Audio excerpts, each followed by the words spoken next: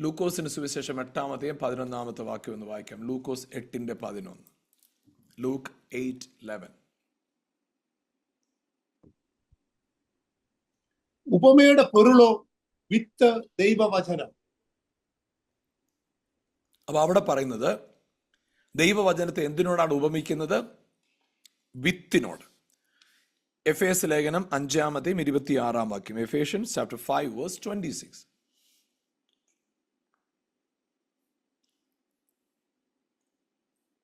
Ephesians 5:26. അവൻ അവളെ വചനത്തോടുകൂടിയ ജലസ്നാനത്താൽ വെടിപ്പാക്കി വിശുദ്ധീകരിക്കേണ്ടതിന്. അപ്പോ ഇവിടെ വചനത്തെ എന്തിനോടാ ഉപമിക്കുന്നത്? വെള്ളത്തോട്. അപ്പൊ നമ്മൾ ആദ്യം കണ്ട വാക്യത്തില് വചനത്തെ വിത്തിനോട് ഉപമിക്കുമ്പോൾ ഇവിടെ പറയുന്നത് വചനത്തെ എന്തിനോടാണ് ഉപമിക്കുന്നത്? വെള്ളത്തോട്. അപ്പൊ അങ്ങനെയാണെങ്കിൽ ഒരു വിത്ത് വിതച്ചു കഴിഞ്ഞാൽ ആ വിത്ത് വിതയ്ക്കുന്നത് ഒരിക്കലല്ലേ, വെള്ളം ഒഴിക്കുന്നതോ ഡെയിലി അല്ലേ? അപ്പോ എന്താണ് നമ്മൾ ചെയ്യേണ്ടതെന്നറിയാമോ? അതായത് ഹല്ലേലൂയ, നിങ്ങൾ കേട്ട വചനം വിത്തായിട്ട് നിങ്ങൾ സ്വീകരിച്ചത് ഒരിക്കലാ. പക്ഷെ ആ സ്വീകരിച്ച വചനത്തിന് എല്ലാ ദിവസവും നിങ്ങൾ വെള്ളമൊഴിച്ച് ഞാൻ ഇന്നലെ ഉദാഹരണം നിങ്ങളോട് പറഞ്ഞായിരുന്നു. നിങ്ങൾ കേട്ടു യേശുവിന്റെ അടിപ്പിണരാൽ സൗഖ്യം വന്നിരിക്കുന്നു. ഉദാഹരണം ഞാൻ നിങ്ങളോട് പറഞ്ഞ് മനസ്സിലാക്കാൻ ശ്രമിക്കുകയാണ്. നിങ്ങൾ കേട്ടു അവന്റെ അടിപ്പിണറുകളാൽ സൗഖ്യം വന്നിരിക്കുന്നു എന്നൊരു വചനം കേട്ടെന്നിരിക്കട്ടെ. അടിപ്പിണരാൽ സൗഖ്യം വന്നു എന്ന് നിങ്ങൾ വചനം കേട്ടു. പക്ഷേ അതെന്താണ്? വിത്താണ്. അതെന്താണ്? സൗഖ്യത്തിന് വേണ്ടിയുള്ള വിത്ത. പക്ഷെ നിങ്ങൾ എന്ത് ചെയ്യണം? ഡെയിലി അതിൽ വെള്ളം ഒഴിക്കണം. എങ്ങനെ വെള്ളം ഒഴിക്കുന്നേ? നിങ്ങൾ എല്ലാ ദിവസവും ഇത് തന്നെയാണോ പറയണ്ടേ? അല്ല. എന്തു പറയണം? എൻ്റെ ദൈവം വിശ്വസ്തനാണ്, എൻ്റെ ദൈവം വാക്ക് മാറാത്തവനാണ്, എൻ്റെ ദൈവം സർവശക്തനാണ്. ഈ ബൈബിളില് ആ വാക്തത്വത്തെ, എൻ്റെ അടിപ്പിണരാൽ വന്ന സൗഖ്യത്തെക്കുറിച്ച് ഞാൻ കേട്ടു. അതിനെ ബന്ധിപ്പിക്കുന്ന, അതിനെ ശക്തീകരിക്കുന്ന തുടർന്നുള്ള വചനം കേട്ട് വെള്ളമൊഴിച്ച് അത് വളർന്നു വരണം. അപ്പൊ എന്ത് ചെയ്യണം? വചനത്തെ സൈക്കോളജി കൊണ്ടല്ല നിങ്ങൾ പണിയേണ്ടത്, വചനത്തെ വചനം കൊണ്ട് തന്നെ കിളിർപ്പിക്കണം. വചനത്തെ ഉപവാസം കൊണ്ടല്ല കിളിർപ്പിക്കേണ്ടത്, വചനത്തെ പാട്ടുകൊണ്ടും ആരാധന കൊണ്ടും കയ്യടി കൊണ്ടും അല്ല കിളിർപ്പിക്കേണ്ടത്, വചനത്തെ വചനം കൊണ്ട് തന്നെ. ഹല്ലേലൂയ. അപ്പൊ നിങ്ങൾ മനസ്സിലാക്കണം, വചനം വിത്താണ്. വിത്തിന്റെ പ്രത്യേകത എന്താ? വിത്തിന്റെ പ്രത്യേകത ആ വിത്തിനെ പോലെ ആയിരക്കണക്കിന് വിത്തിനെ സൃഷ്ടിക്കാനുള്ള പവർ, ജീവന വിത്തിനകത്തിരിപ്പുണ്ട്. അഥവാ നിങ്ങളുടെ അകത്തിട്ടിരിക്കുന്ന വചനം ചുറ്റുപാടുകളിലും സാഹചര്യങ്ങളിലും ആളുകൾ കണ്ട് അത്ഭുതപ്പെടത്തക്കവണ്ണമുള്ള ആമേൻ നന്മ നിങ്ങളുടെ ജീവിതത്തിൽ അവൻ ഒരുക്കി വെച്ചിട്ടുണ്ട്. ഹല്ലേലൂയ. അത് ഡെയിലി പറഞ്ഞ് നിങ്ങളുടേതാക്കി മാറ്റണം. വായിക്കാം യോഹന്നാന്റെ സുവിശേഷം 14-1 വാക്യം. ജോൺ 14:1. നിങ്ങളുടെ ഹൃദയം കലങ്ങിപ്പോകരുത്, ദൈവത്തിൽ വിശ്വസിപ്പീൻ, എന്നിലും വിശ്വസിപ്പീൻ. അപ്പോഴ് യേശുക്രിസ്തു വളരെ വെല്ലുവിളികൾ നിറഞ്ഞ പല സാഹചര്യത്തിൽ കൂടെ പോയല്ലേ? അല്ലേ? ശ്രദ്ധിക്കുന്നുണ്ടല്ലോ നിങ്ങളെല്ലാരും അല്ലേ? അതായത് യേശു പറഞ്ഞ അക്കരെ എന്ന് പറഞ്ഞു. അപ്പൊ പോകുന്ന വഴിക്ക് ഈ കാറ്റും കോളും ഒക്കെ വരുന്നത് യേശുവിന് അറിയത്തില്ലേ? അറിയാം. ഈ അക്കരെ പോകുമ്പോൾ ഒരു ഭൂതഗ്രസ്തൻ ചാടി മറിഞ്ഞ് ഇങ്ങോട്ട് വരുന്നത് യേശുവിന് അറിയത്തില്ലേ? അറിയത്തില്ലേ? അറിയാം. യെരുശലേമിലേക്ക് പോകുന്ന വഴിക്ക് ശമരിയയിൽ ആളുകൾ തടഞ്ഞ യേശുവിന് അറിയത്തില്ലേ? യേശുവിനറിയാം. പക്ഷെ ഈ ലാസറിനെ ഉയർപ്പിക്കാനായിട്ട് പോകുമ്പോൾ ലാസർ മരിച്ചു പോയത് അറിയാം. അവിടെ ചെന്ന് കഴിയുമ്പോൾ വലിയ പ്രശ്നമാവും. പക്ഷെ അവിടെ അങ്ങോട്ടെങ്ങും പോയപ്പോൾ യേശു പറഞ്ഞില്ല, നിങ്ങൾ പേടിക്കണ്ട കേട്ടോ, ഇവിടെ പോകുമ്പോൾ ഇന്ന പ്രശ്നമെല്ലാം ഉണ്ടാകും, പേടിക്കണ്ട കേട്ടോ. പക്ഷേ യേശു ക്രൂശിലേക്ക് പോകുമ്പോൾ ശിഷ്യന്മാരോട് പറയുക, നിങ്ങളുടെ ഹൃദയം കലങ്ങിപ്പോകരുത്. കാരണം എന്താണെന്നറിയാമോ? ഈ നിമിഷം മുതൽ ഇതുവരെയും മനുഷ്യപുത്രന്റെ അകത്തുള്ള ദൈവപുത്രനാണ് വെളിപ്പെട്ടുകൊണ്ടിരുന്നത്. നിങ്ങൾ നല്ലപോലെ കേൾക്കണം, നിങ്ങൾ അലക്ഷ്യമായിട്ടിരിക്കരുത്. ഇതുവരെയും വെളിപ്പെട്ടത് മനുഷ്യപുത്രനിലുണ്ടായിരുന്ന ദൈവപുത്രൻ. പിശാച് എന്നാ പറഞ്ഞേ? നീ ദൈവപുത്രൻ ക്രിസ്തു എന്ന് പറഞ്ഞ പിശാച് ഓടിയേ. പക്ഷെ ക്രൂശിലേക്ക് പോകുമ്പോൾ യേശു പറഞ്ഞൊരു വാക്കുകൊണ്ട്, മനുഷ്യപുത്രനെ പാപിയുടെ കയ്യിൽ ഏൽപ്പിക്കപ്പെടും. ആ 14-ാം അധ്യായത്തിന്റെ 1-ാം വാക്യം മുതലുള്ള യേശുവിന്റെ പ്രവൃത്തിയിലും യേശു പിന്നീട് ഒരത്ഭുതവും ചെയ്തില്ല. പച്ച മനുഷ്യനായിട്ട് നിൽക്കുക. ഒരത്ഭുതം മാത്രം ചെയ്തു. ഗതശമനത്തോട്ടത്തിൽ മൽക്കോസിന്റെ കാത് അറുത്ത് കഴിഞ്ഞപ്പോൾ കർത്താവ് എടുത്ത് ഒട്ടിച്ചു വെച്ചെന്നുള്ളതല്ലാതെ തൻ്റെ ദൈവപുത്രം ഡിവിനിറ്റി വെളിപ്പെടുത്തത്തക്കവണ്ണം ദൈവപുത്രൻ എന്ന് വെളിപ്പെടുത്ത ഒരു മിറക്കിളും ചെയ്തില്ല. അതുകൊണ്ട് കർത്താവ് പറയുക, മക്കളെ, ഇനി മുതൽ നിങ്ങൾ കാണുന്നത് ജഡപ്രകാരമാണ് നിങ്ങൾ കാണുന്നതെങ്കിൽ നിങ്ങളുടെ ഹൃദയം കലങ്ങും. പക്ഷേ ദൈവത്തിൽ വിശ്വസിക്കണം, എന്നിലും വിശ്വസിക്കണം. എന്താണ് വിശ്വാസം? വിശ്വാസം എന്നതോ ആശിക്കുന്നതിൻ്റെ ഉറപ്പും കാണാത്ത കാര്യങ്ങളുടെ നിശ്ചയം. എന്താണത്? ആമേൻ. ഈ ക്രൂശിൽ നിങ്ങൾ ഓർക്കുമ്പം നിങ്ങൾ കാണുന്നത് 2 കൈ കൂടെ വലിച്ചു പറിച്ചു വെച്ച് ആണിയടിക്കുന്ന യേശു, യേശുവിന്റെ തലയിൽ മുൾക്കിരീടം വെച്ച് നിർത്തിയിരിക്കുന്ന യേശു, വസ്ത്രമില്ലാതെ ക്രൂശിൽ 2 അധർമ്മികളുടെ കൂടെ എണ്ണപ്പെട്ട് നിലവിളിക്കുന്ന യേശു. നിങ്ങൾ കാണുന്ന നിലവിളിക്കുന്നത് എന്നെയാണ്, ഞാൻ നിലവിളിക്കുന്നതായിട്ട് നിങ്ങൾ കാണുന്നത്. പക്ഷേ നിങ്ങളുടെ ഹൃദയം കലങ്ങാതെ വിശ്വാസത്തോടെ നിങ്ങൾ നോക്കിയാൽ നിങ്ങൾക്ക് ഇതിനകത്തൊരു കാര്യം കാണും. വാഴ്ചകളെയും അധികാരങ്ങളെയും ആയുധവർഗം എപ്പിച്ച് അവരുടെ മേൽ ക്രൂശിൽ ജയോത്സവം കൊണ്ടാടി. കണ്ണുകൊണ്ട് നോക്കിയാൽ നീ കാണുന്നത് നിലവിളിക്കുന്ന യേശുവിനെയാ. പക്ഷെ വിശ്വാസം കൊണ്ട് നീ നോക്കിയാൽ അവൻ നിലവിളിക്കുന്ന പിശാചിനെ കാണാൻ പറ്റും. എബ്രായർ 2:14 പറയുകയാണ്, മക്കൾ ജഡരക്തങ്ങളോട് കൂടിയവനായതുകൊണ്ട് അവനും അവരെ പോലെ ജഡരക്തങ്ങളോട് കൂടിയവനായി മരണാധികാരിയായ പിശാചിനെ എന്നേക്കുമായിട്ട് നീക്കി. കൊലോസ്യ ലേഖനം 1:20 പറയുകയാണ്, അവൻ ക്രൂശിൽ ചൊരിഞ്ഞ രക്തത്താൽ നമ്മെ അവനോട് നിരപ്പിച്ചു. ഹല്ലേലൂയ. പ്രിയപ്പെട്ടവരെ, നിങ്ങൾ ജഡപ്രകാരമാണ് ക്രൂശിനെ കാണുന്നതെങ്കിൽ ക്രൂശ് ഒരു വിലാപത്തിന്റെ കഥയാണ്. എന്നാൽ വിശ്വാസ കണ്ണുകളാൽ നീ കാണുന്നെങ്കിൽ ക്രൂശിൽ ഒരു ജയത്തിന്റെ ആഘോഷമാണ്. ഹല്ലേലൂയ. ആമേൻ. രക്ഷിക്കപ്പെട്ട ദൈവമക്കളെ, യേശുവിനെ ക്രിസ്തു എന്ന് വിശ്വസിക്കുന്ന ദൈവമക്കളെ, നിങ്ങളോട് ഞാൻ പറയാം, നിങ്ങളുടെ ജീവിതത്തിൽ ജഡപ്രകാരം നിങ്ങളെ കാര്യങ്ങളെ കാണുന്നെങ്കിൽ നിങ്ങൾ ഒറ്റപ്പെട്ടവരാണ്. ജഡപ്രകാരം നിങ്ങളെ കാര്യങ്ങളെ കാണുന്നെങ്കിൽ നിങ്ങൾ വലിയ വിഷയങ്ങളുടെ മുമ്പിൽ നിൽക്കുകയാണ്. ജഡപ്രകാരം നിങ്ങൾ കാര്യങ്ങളെ കാണുന്നെങ്കിൽ നിങ്ങൾ രോഗികളാണ്. ജഡപ്രകാരം നിങ്ങൾ കാര്യങ്ങളെ കാണുന്നെങ്കിൽ നിങ്ങൾ ഒരു കൊച്ചു വീട്ടിലാണ് താമസിക്കുന്നത്. ജഡപ്രകാരം നിങ്ങൾ കാര്യങ്ങളെ കാണുന്നെങ്കിൽ നിങ്ങളുടെ കുഞ്ഞുങ്ങൾ കഴിഞ്ഞ വർഷം പരീക്ഷയ്ക്ക് തോറ്റതാ. ജഡപ്രകാരമാണ് നിങ്ങൾ കാര്യങ്ങളെ കാണുന്നതെങ്കിൽ നിങ്ങൾക്ക് വലിയ വെല്ലുവിളികളുണ്ട്. ജഡപ്രകാരമാണ് നിങ്ങൾ കാര്യങ്ങളെ കാണുന്നതെങ്കിൽ പലരും നിങ്ങളെ കുറ്റം പറയുന്നുണ്ട്. എന്നാൽ ആത്മാവിൽ കാണുമ്പോൾ നിനക്ക് പറയാൻ സാധിക്കും, ഹല്ലേലൂയ, ദൈവം എനിക്ക് അനുകൂലമെങ്കിൽ പ്രതികൂലം ആർ. ഹല്ലേലൂയ. ദൈവം എന്റെ വശത്ത് 1000 പേര്, എന്റെ വലതുവശത്ത് 10,000 പേര് വീഴും, എങ്കിലും അത് എന്നോട് അടുത്ത് വരത്തില്ല. കൂരിരുട്ട് താഴ്വരയ്ക്കൂടെ നടന്നാൽ ഞാൻ ഒരനർത്ഥവും ഭയപ്പെടത്തില്ല. ദൈവം എന്നെ കൂടിയിരിക്കുന്നുകൊണ്ട് ഹല്ലേലൂയ ഞാൻ വലിയ കാര്യങ്ങൾ ചെയ്യും. പുറപ്പാട് 34:10. ആമേൻ. ഹല്ലേലൂയ. ഭൂമിയിലെങ്ങും ഒരു ജാതിയിലും ഇതുവരെ സംഭവിച്ചിട്ടില്ലാത്ത കാര്യങ്ങൾ ഞാൻ നിന്റെ ജീവിതത്തിൽ ചെയ്യും. നീ ആദിവസിക്കുന്ന ജനമൊക്കെ കാണത്തക്കവണ്ണം ഞാൻ അത്ഭുതങ്ങൾ ചെയ്യും. ഞാൻ നിന്നോട് ചെയ്യുന്ന കാര്യങ്ങൾ ഭയങ്കരമായിരിക്കും. ഹല്ലേലൂയ. പ്രിയപ്പെട്ടവരെ, ജഡപ്രകാരം കാര്യങ്ങളെ കാണുമ്പോൾ നിങ്ങൾ പറയും കഴിഞ്ഞുപോയി. എന്നാൽ ആത്മാവിൽ കാണുന്ന നിങ്ങൾ വിളിച്ചു പറയും, ഇല്ല, ഇതെന്റെ പുതിയ സീസന്റെ തുടക്കമാണ്. വിറ്റുകളഞ്ഞ യോസഫിനെ കണ്ട് യഹൂദയും ലേവിയും സെബലൂനും ആമേൻ ഇവരെല്ലാരും പറഞ്ഞു, കഴിഞ്ഞു, കഥ കഴിഞ്ഞു. യോസഫ് പറഞ്ഞു, കഥ തുടങ്ങുക. ഇന്ന് ആരെങ്കിലും നിങ്ങളെക്കുറിച്ച് കഥ കഴിഞ്ഞെന്ന് പറയുന്നെങ്കിൽ നിങ്ങൾ പറഞ്ഞോണം, നിങ്ങൾക്കാണ് കഥ കഴിഞ്ഞത്, എൻ്റെ കഥ തുടങ്ങുക. എൻ്റെ കഥ ഇവിടെ തുടങ്ങുക. കഥ കഴിഞ്ഞിട്ടില്ല, ഇവിടെ തുടങ്ങുക. ഇവിടെ തുടങ്ങുക.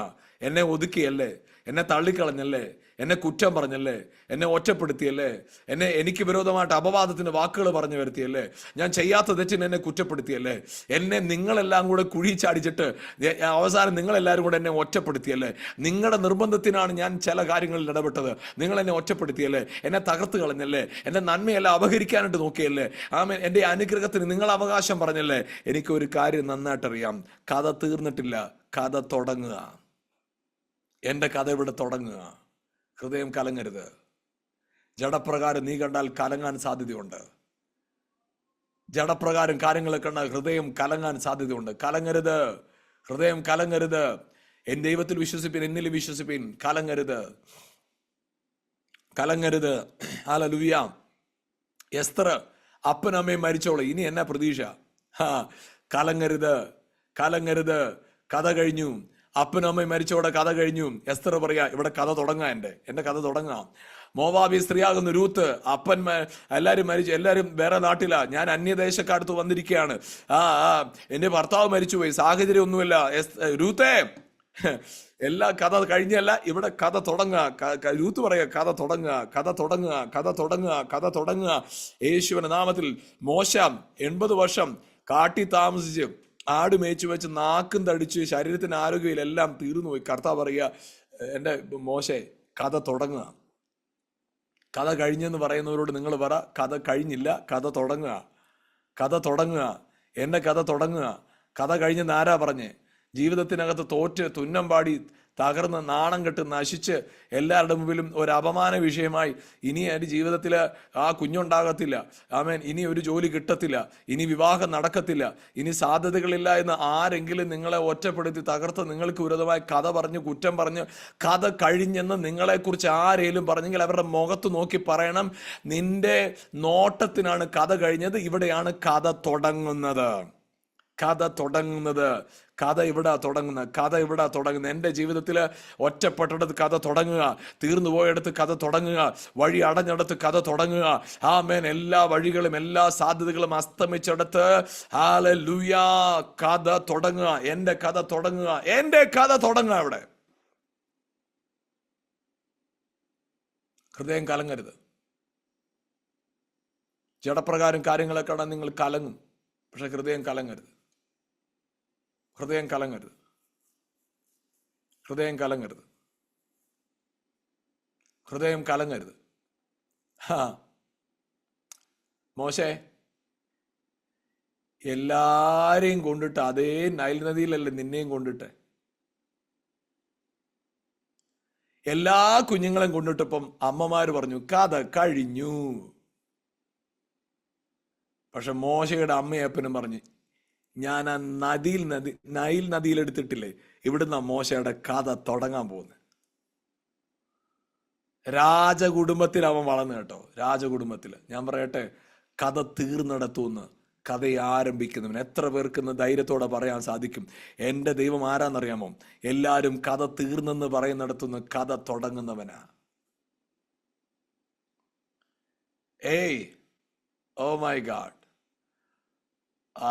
എനിക്ക് ശക്തമായ ആ കർത്താവിൻ്റെ പ്രസൻസ് എനിക്ക് അനുഭവിക്കാൻ സാധിക്കുന്നുണ്ട്. ഞാൻ നിങ്ങളോട് പലരോടും ഓരോരുത്തരുടെ പേരെടുത്ത് പറയാൻ എനിക്ക് തോന്നുന്നു. എൻ്റെ ഉള്ളിൽ അങ്ങനെ പ്രേരണയുണ്ട്, പക്ഷേ അത് ഒരു വ്യക്തിക്കായിട്ട് തീരാൻ ഞാൻ ആഗ്രഹിക്കുന്നില്ല. അതുകൊണ്ട് സകലരോട് ഞാൻ പറയുക, നിങ്ങളുടെ ജീവിതത്തിൽ ആമേൻ, കഥ തുടങ്ങുക. കഥ തീർന്നതല്ല, കഥ തുടങ്ങുക. നിന്റെ കഥ ഇനിയാ നാട്ടുകാരറിയാൻ പോകുന്നത്. ഇതുവരെ നിന്നെ ആരും അറിഞ്ഞില്ലല്ലോ, ഇനിയാ നിന്നെ കുറിച്ച് ലോകം അറിയാൻ പോകുന്നത്, ഇനിയാ നിന്നെ കുറിച്ച് ലോകം അറിയാൻ പോകുന്നത്. ആമേൻ. ഇതുവരെ അറിയാതിരുന്ന ആളായിരിക്കും, പക്ഷെ നിന്നെ കുറിച്ചുള്ള പദ്ധതി എന്നാന്നറിയാമോ? അനേക മുമ്പന്മാരെ പിൻപന്മാരാക്കിയിട്ട് പിൻപി കടന്ന് നിന്നെ മുന്നിൽ കൊണ്ടുവന്ന് നിർത്തുന്ന ഒരു പരിപാടിയാണ് ദൈവത്തിന്റെ മനസ്സിലുള്ളത്. നീ എവിടെയാ ഒറ്റപ്പെട്ട് നിൽക്കുന്നേ? നീ എവിടെയാ കഥ കഴിഞ്ഞെന്ന് പറയുന്നേ? അവിടെ കഥ തുടങ്ങുക, അവിടെ കഥ തുടങ്ങുക. കഥ കഴിഞ്ഞിടത്തുനിന്ന് കഥ ആരംഭിക്കുക കർത്താവ് കേട്ടോ. കഥ കഴിഞ്ഞിടത്തുനിന്ന് കഥ ആരംഭിക്കുക. ഓ ഹല്ലേലൂയ, യെസ് യെസ്, പറ പറ പറ. എൻ്റെ കഥ തുടങ്ങാൻ പോകുന്നേ ഉള്ളൂ, എൻ്റെ കഥ തുടങ്ങാൻ പോകുന്നുള്ളൂ, എൻ്റെ കഥ തുടങ്ങാൻ പോകുന്നുള്ളൂ. നിങ്ങൾ വിചാരിച്ച കഥ കഴിഞ്ഞെന്നാണോ? ഇല്ല, കഥ കഴിഞ്ഞിട്ടില്ല, കഥ ആരംഭിക്കാൻ പോകുന്നുള്ളൂ. ഞാൻ ആരാണെന്ന്, എൻ്റെ ദൈവം ആരാണെന്ന് ലോകം അറിയാൻ പോകും. ചുമ്മാ വെറുതെ ഒന്ന് വായിച്ചേ, പുറപ്പാട് 34:10 ഒന്ന് വായിച്ചേ. പുറപ്പാട് 34:10. പറ്റുമെങ്കിൽ എല്ലാവരും കൂടെ ബൈബിൾ എടുക്കുക, എല്ലാവരും നിങ്ങളുടെ ബൈബിൾ എടുക്കുക. പുറപ്പാട് 34:10 ഒന്ന് വായിച്ചിട്ടും ആ വാക്യത്തിന് ഒരു ആമേൻ പറ. പുറപ്പാട് 34:10. പുറപ്പാട് 34:10. അതിനവൻ അരുളി ചെയ്തെന്തെന്നാൽ, ഞാൻ ഒരു നിയമം ഉണ്ടാക്കുന്നു, ഭൂമിയിൽ എങ്ങും ഒരു ജാതിയിലും സംഭവിച്ചിട്ടില്ലാത്ത അത്ഭുതങ്ങൾ നിന്റെ സർവ്വജനത്തിനു മുമ്പാകെ ഞാൻ ചെയ്യും. നീ സഹവാസം ചെയ്തു പോരുന്ന ജനമൊക്കെയും യഹോവയുടെ പ്രവൃത്തിയെ കാണും. ഞാൻ നിന്നോട് ചെയ്യുവാനിരിക്കുന്നത് ഭയങ്കരമായുള്ളത് തന്നെ. ഞാൻ നിന്നോട് ചെയ്യാൻ കരുതുന്നത് അമേസിങ്. വണ്ടടിക്കും ആളുകള്. എടാ ഇവനെ തകർക്കാനായിട്ടുള്ള എല്ലാ കഴിവും നമ്മൾ ഒരുക്കി, എല്ലാ പേപ്പറെല്ലാം റെഡിയാക്കി, വീഡിയോ എല്ലാം റെക്കോർഡ് ചെയ്ത്, എല്ലാ ഡോക്യുമെന്റ് എല്ലാം റെഡിയാക്കി, എല്ലാ ഇമെയിലൊക്കെ സെറ്റ് ചെയ്ത്, പേപ്പറൊക്കെ സെറ്റ് ചെയ്ത്, കംപ്ലൈന്റ് ഒക്കെ സെറ്റ് ചെയ്ത്, ഇവനെ കുറിച്ച് കുറെ കുറ്റം പറയാം, വാട്സപ്പ് മെസ്സേജ് ഒക്കെ റെഡിയാക്കി, വീഡിയോ ഒക്കെ എഡിറ്റ് ചെയ്ത്, AI ഒക്കെ സെറ്റ് ചെയ്ത് വെച്ചോണ്ടിരുന്നപ്പോൾ ദാണ്ട് അവൻ പൊങ്ങിപ്പോന്നു. അവനെ ഒതുക്കാനായിട്ട് നോക്കിയെടുത്തതാണ്ട്, അവൻ വളർന്ന് കീറുന്നു. ഇന്ന് രാത്രി ഞാൻ പറയട്ടെ, ഹല്ലേലൂയ, ഹൃദയം കലങ്ങരുത്. കഥ തീർന്നെന്ന് പറഞ്ഞെടുത്തുനിന്ന് കഥ തുടങ്ങുക. കഥ തീർന്നു എന്ന് പറഞ്ഞെടുത്തുനിന്ന് കഥ തുടങ്ങുക. ഇന്ന് രാത്രി എത്ര പേർക്ക് ഉറപ്പുണ്ട്? എത്ര പേർക്ക് ഇന്ന് രാത്രി ആ വാക്ക് പറയാൻ പറ്റും? എൻ്റെ അകത്ത് എടുത്തെടുത്ത് ആ വാക്ക് കേൾക്കുക. കഥ തീർന്നു എന്ന് പറഞ്ഞെടുത്തുനിന്ന് കഥ തുടങ്ങാൻ പോവാ. കഥ തീർന്നു എന്ന് പറയുന്ന സ്ഥലത്ത് നിന്ന് കഥ തുടങ്ങാൻ പോവുക. കഥ തീർന്നു എന്ന് പറയുന്ന സ്ഥലത്ത് നിന്ന് കഥ തുടങ്ങുന്നു. ഇന്ന് ഹല്ലേലൂയ, ഇന്ന് ഇന്ന് രാത്രി ചിലരൊന്ന് വിശ്വസിച്ച് ഈ ദിവസങ്ങളിൽ ചിലതൊന്ന് ആരംഭിക്കുക. നിങ്ങളുടെ ജീവിതത്തിൽ ചിലതൊന്ന് ആരംഭിക്കുക.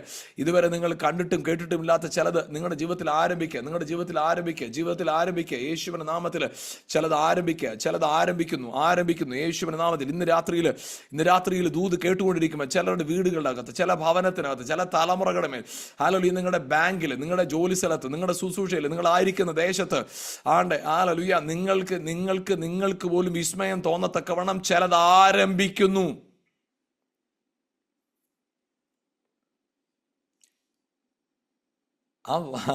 നിങ്ങൾ ആ പുറപ്പാട് 34:10 ചുമ്മാ ഒന്ന് വായിച്ചു നോക്കിക്കേ. ലോകത്തിലെങ്ങും ഒരു ജാതിയിലും സംഭവിച്ചിട്ടില്ലാത്തത് ഞാൻ നിന്റെ നടുവിൽ ചെയ്യുമെന്ന്. ഓ മൈ ഗോഡ്, ഒന്ന് ചിന്തിച്ചു നോക്കിക്കേ. എന്നിട്ട് എഴുതിയിരിക്കുകയാണ്, നീ സഹവസിക്കുന്ന ജനമില്ലേ, അവരെല്ലാം കാണും ദൈവം നിന്റെ കൂടെ ഇരുന്ന് പ്രവർത്തിക്കുന്നത്. നിന്നോട് ഞാൻ ചെയ്യുന്ന കാര്യം ഭയങ്കരമായിരിക്കുമെന്ന്. ഇതുവരെ നിന്നെ തോണ്ടിയിട്ട് പോയവരെല്ലാം നല്ല രസമാ, ഇത്രക്കൊക്കെ ഉള്ളെന്ന് വിചാരിച്ചു. പക്ഷെ ഇനി ഭയപ്പെടും, വിസ്മയിക്കും. അതുപോലെ നിന്നെ കർത്താവ് മാനിക്കാൻ പോവാ. നിന്റെ വാക്ക്, നീ ഒരു വാക്ക് പറഞ്ഞു, അവന്റെ വാക്കും പഴയ ചാക്കും ഒരുപോലാന്നായിരിക്കും നിന്നെ കുറിച്ച് പറഞ്ഞുകൊണ്ടിരുന്നത്. പക്ഷെ ഇനി നിന്റെ വാക്കിന് വില വരുന്നത് പോലെ നീ പറയുന്ന വാക്ക് അതുപോലെ സംഭവിക്കും. വചനത്തിൽ ഇങ്ങനെയാണ് എഴുതിയിരിക്കുന്നത്, ശമൂവേലിന്റെ വായിൽ നിന്ന് വീണ ഒരു വാക്കും അവൻ നിഷ്ഫലമായി പോകാൻ ദൈവം അനുവദിച്ചില്ലെന്ന്. നിന്റെ വായിൽ നിന്ന് വീഴുന്ന വാക്കുകളുടെ മേൽ അതുപോലെ ദൈവപ്രവൃത്തി വെളിപ്പെടാമോ? നീ പറയുന്ന വാക്കുകളിൽ അഭിഷേകം വെളിപ്പെട്ടിട്ട് ലോകം നിന്റെ വായിൽ നിന്നൊരു വാക്ക് കേൾക്കാൻ കൊതിക്കും. അതുപോലെ നിന്റെ വാക്കിനകത്തൊരു അഭിഷേകം വെളിപ്പെടാൻ പോവാ. അതിങ്ങനെ പറയാനായിട്ട് എൻ്റെ അകത്തൊരു പ്രേരണ. ചിലരുടെ വാക്കുകളുടെ അകത്തൊരു അഭിഷേകം വെളിപ്പെടുക. നീ സുവിശേഷം പറയുമ്പോൾ മറ്റുള്ള ആര് സുവിശേഷം പറയാൻ ചിലര് തള്ളിക്കളയും. പക്ഷെ നീ പറയുമ്പോൾ ആ പറയുന്ന വാക്കിനകത്തൊരു അധികാരം വെളിപ്പെട്ടിട്ട്, യേശുവിനെ കുറിച്ച് അവർ പറഞ്ഞൊരു കാര്യമുണ്ട്. ഇവൻ അധികാരമുള്ളവനായിട്ടാണല്ലോ പറയുന്നത്. ഇവൻ അധികാരമുള്ളവനായിട്ടല്ലേ പറയുന്നത്. ഇവന്റെ പറച്ചിലിനകത്തൊരു അധികാരമുണ്ട്. ഇവന്റെ അധികാരം, ഇവന്റെ വാക്കിനകത്തൊരു അനോയിന്റിങ് കാണുക. ഹല്ലേലൂയ. ഇന്ന് രാത്രിയിൽ ചിലരോട് പരിശുദ്ധാത്മാവ് പറയുന്നു, നിന്റെ വാക്കിനകത്തൊരു അധികാരം. നിന്റെ വീട്ടിനകത്ത് ഇതുവരെ നിന്റെ വാക്കിനൊരു വിലയില്ലായിരുന്നു. നിന്റെ ജോലി സ്ഥലത്ത്, നിന്റെ സ്കൂളിൽ, നിന്റെ കോളേജിൽ, നിന്റെ ചർച്ചിലും, ഹല്ലേലൂയ, നിന്റെ അയൽക്കാരുടെ ഇടയിൽ, നിന്റെ സഹോദരങ്ങളുടെ, നിന്റെ വാക്കിനൊരു വിലയില്ലെങ്കിൽ ഇനി നിന്റെ വാക്കിങ്ങനെ ആളുകൾ ഇങ്ങനെ കാതോർത്തിരിക്കും. അയാൾ എന്താ പറയുന്നത് കേൾക്കട്ടെ, അയാൾ പറഞ്ഞ അങ്ങനെ സംഭവിക്കും. അതുപോലെ നിന്റെ നാവിൽ നിന്ന് പുറപ്പെടുന്ന വാക്കുകളുടെ അകത്ത് ഒരു അധികാരം വെളിപ്പെടുന്ന ഒരു സീസൺ യേശുവിന്റെ നാമത്തിൽ. കഥ കഴിഞ്ഞതല്ല, കഥ തുടങ്ങുക. കഥ തീർന്നെടുത്തുനിന്ന് കഥ ആരംഭിക്കുന്നു യേശുവിന്റെ നാമത്തിൽ. ഹൃദയം കലങ്ങരുത്. ദൈവത്തിൽ വിശ്വസിപ്പിൻ, എന്നിൽ വിശ്വസിപ്പിൻ. ഹൃദയം കലങ്ങരുത്. ആരെങ്കിലും കലങ്ങിയ ഹൃദയത്തോടുകൂടെ എന്നെ കേൾക്കുന്നവരുണ്ടോ? രാത്രി കർത്താവ് പറയും, നിങ്ങളുടെ ഹൃദയം കലങ്ങരുത്. കാരണം എന്നറിയാമോ? ആമേൻ. നിന്റെ ഭാരം യഹോവയുടെ മേൽ വെച്ചുകൊള്ളുക, അവൻ നിന്നെ പുലർത്തുമെന്ന് വാക്ക് പറഞ്ഞ ഒരുവനുണ്ട്. ഒന്നിനെക്കുറിച്ചും വിചാരപ്പെടേണ്ടെന്ന് പറഞ്ഞൊരു കർത്താവ് കൂടുണ്ട്. അവൻ നിങ്ങൾക്ക് വേണ്ടി കരുതുന്നവനാകിയാൽ നിങ്ങളുടെ സകല ചിന്താകുലങ്ങളും എൻ്റെ മേൽ ഇട്ടുകൊള്ളുവിനെന്ന് പറഞ്ഞൊരു ദൈവമുണ്ട്. അവൻ നിങ്ങളെ തക്ക സമയത്ത് ഉയർത്തേണ്ടതിന് അവന്റെ ബലമുള്ള കൈക്കീഴിൽ താണിരിപ്പീൻ എന്ന് പറഞ്ഞൊരു ദൈവമുണ്ട്. ബാലസിംഹങ്ങളും ഇരകിട്ടാതെ വിശന്നിരിക്കും, യഹോവയെ അന്വേഷിക്കുന്നവർക്ക് ഒരു നന്മയ്ക്കും കുറവ് വരത്തില്ലെന്ന് പറഞ്ഞൊരു ദൈവമുണ്ട്. ഒരനർത്ഥവും നിനക്ക് ഭവിക്കത്തില്ല, ഒരു ബാധയും നിന്റെ കൂടാരത്തോട് അടുക്കത്തില്ലെന്ന് വാക്ക് പറഞ്ഞൊരു ദൈവമുണ്ട്. നിന്നെ വാലാക്കാതെ തലയാക്കുമെന്ന് പറഞ്ഞൊരു ദൈവമുണ്ട്. നിന്റെ ആവശ്യങ്ങളിൽ നിന്നെ കരുതുമെന്ന് പറഞ്ഞൊരു കർത്താവുണ്ട്. ആമേൻ. നിന്റെ പ്രതികൂലങ്ങളുടെ നടുവിൽ അനുകൂലമായിട്ട് നിൽക്കുമെന്ന് വാക്ക് പറഞ്ഞൊരു ദൈവമുണ്ട്. നിന്നെ മാനിക്കുന്നൊരു അപ്പനുണ്ട്. നിന്റെ പ്രതിസന്ധികളിൽ നിന്നെ കരം പിടിച്ച് നടത്തുന്നൊരു നാഥനുണ്ട്. ആകയാൽ ഹൃദയം കലങ്ങരുത്, ഹൃദയം കലങ്ങരുത്, ഹൃദയം കലങ്ങണ്ട, കലങ്ങരുത്, ഹൃദയം കലങ്ങരുത്.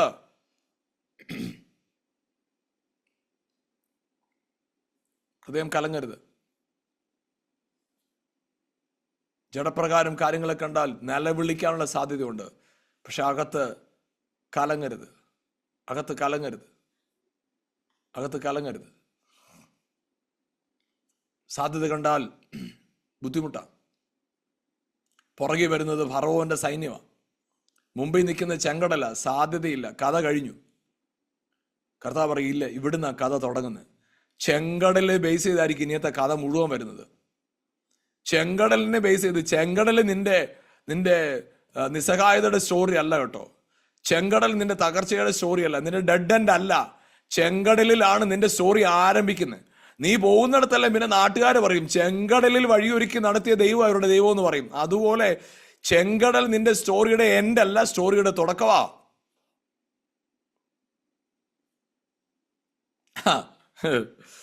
ഗോലിയാത്തിന് മുമ്പിൽ വന്ന് ദാവീദ് നിൽക്കുമ്പോ തീർന്നു. ഗോലിയാത്ത് പറഞ്ഞു, നിന്നെ ഞാൻ ഇന്ന് തീർക്കോടാ, നീ ഇങ്ങോട്ട് വാ. ഒരു കൊച്ചു പയ്യൻ കവിണയും കല്ലുമായിട്ട് വന്ന് നിൽക്കാം. നിനക്ക് എന്ത് പറ്റി? നിനക്ക് എന്തെക്കുറിച്ച് എന്തറിയാം? യുദ്ധത്തെക്കുറിച്ച് എന്തറിയാം? ദാവീദ് പറഞ്ഞ അവൻ നിന്നെ തീർത്ത് കളയും. ഗോലിയാത്ത് പറഞ്ഞ് നിന്നെ തീർത്ത് കളയും. ഇത് നിന്റെ എൻ്റെ ആര്? ഗോലിയാത്തിന്റെ കാര്യം പോട്ടെന്നേ. ദാവീദിന്റെ സ്വന്തം സഹോദരൻ പറഞ്ഞത് ഇവന്റെ കഥ ഇവിടെ കൊണ്ട് തീരും, ഇനി ഇവൻ രക്ഷപ്പെടുമെന്ന് ഒരു സാധ്യതയില്ല. ഇവൻ ഈ ചുമ്മാ ആട് മേച്ചുകൊണ്ടിരുന്നു. ഞങ്ങൾ ഈ വർഷങ്ങളായിട്ട് ഇവിടെ യുദ്ധം ചെയ്യുന്നത് ഞങ്ങൾക്ക് പറ്റാത്തതാണ് ദാവീദ് ചെയ്യാൻ പോകുന്നത്. എടാ കൊച്ചു ചേർക്കാൻ പോയി വീട്ടിലെ പണി ഉണ്ടോ പോയി നോക്ക്. ശൗലും പറഞ്ഞു, എടാ മോനെ, നിനക്ക് എന്ത് അബദ്ധമാ നീ കാണിക്കുന്നേ? നീ ചുമ്മാ മണ്ടത്തരമൊന്നും കാണിക്കരുത് കേട്ടോ.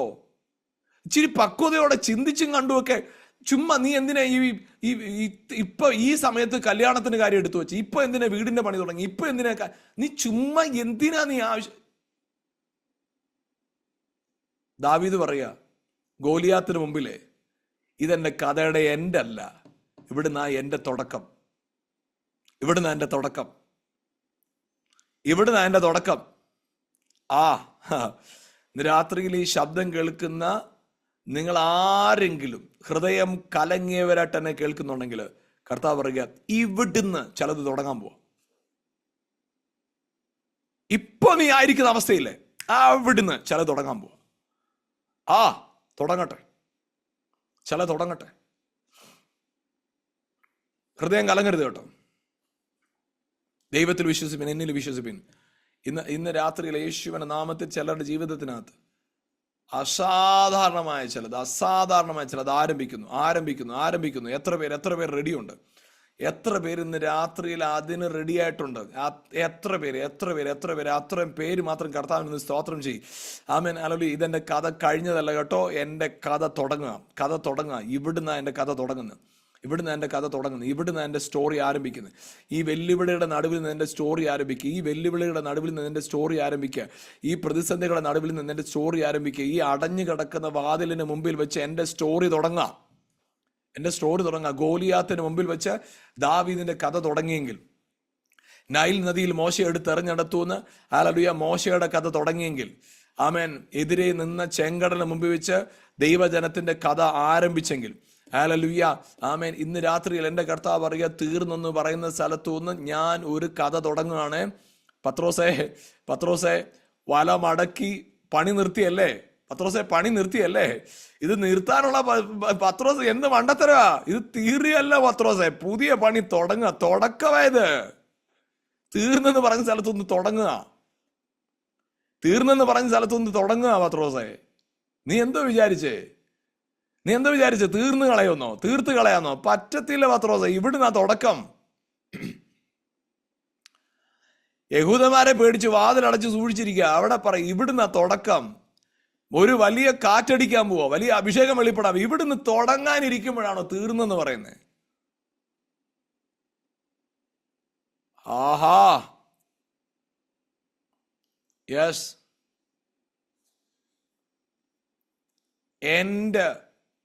എൻഡ് കണ്ട് നിൽക്കുന്നവരോട്, അവസാനം കണ്ട് കഴിഞ്ഞു എന്ന് പറഞ്ഞ് ഭീതിയോടെ നിൽക്കുന്നവരോട് സ്വർഗം പറയുക, this is not the point of end, this is the point of new beginning.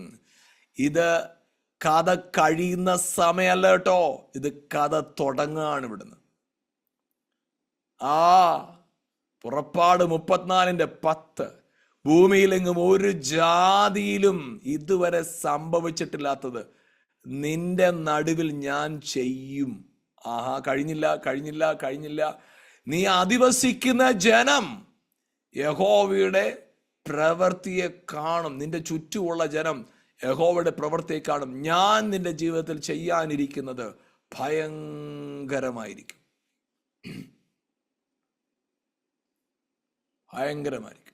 റെഡിയാണോ സഹോദരങ്ങളെ? ഹൃദയത്തിൽ കലങ്ങരുതേ.